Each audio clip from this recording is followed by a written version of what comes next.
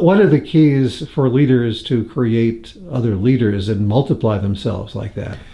Well, for a leader to create other leaders, first of all, they've got to connect with those leaders. They've got to go to them, and they've got to listen, and they've got to understand, and they've got to know what that person's goals are. What are their hopes, their dreams, their fears? Those are the big three. And all leaders need to do this to move people forward. The other thing that they need to be able to do is they need to understand where that person is today. What are their gifts? In other words, what are their strengths that they can leverage, and what are their weaknesses? And I see so many leaders that want to spend time trying to fix weaknesses when maybe the weakness is ingrained in their personality in such a way that rather than fixing it, we need to complement it with another team member that can compensate for that weakness.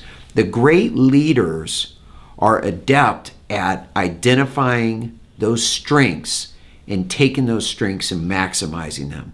You know, Dale Carnegie had a great quote that I love. He said that developing leaders is kind of like mining for gold. He said you go into the gold or go into the mine and you got to move a lot of dirt out of the way to find that chunk of gold. But he said you don't go into the mine looking for the dirt, you go into the mine looking for the gold. And it's the same way when we develop other people. We can't bring them in and immediately look at what their weaknesses and what their problems are. We need, as leaders, the great leaders, find a way to find that gold or find those unique strengths that they can bring out that help that person really grow, really change, really make a bigger contribution to themselves as well as to the organization.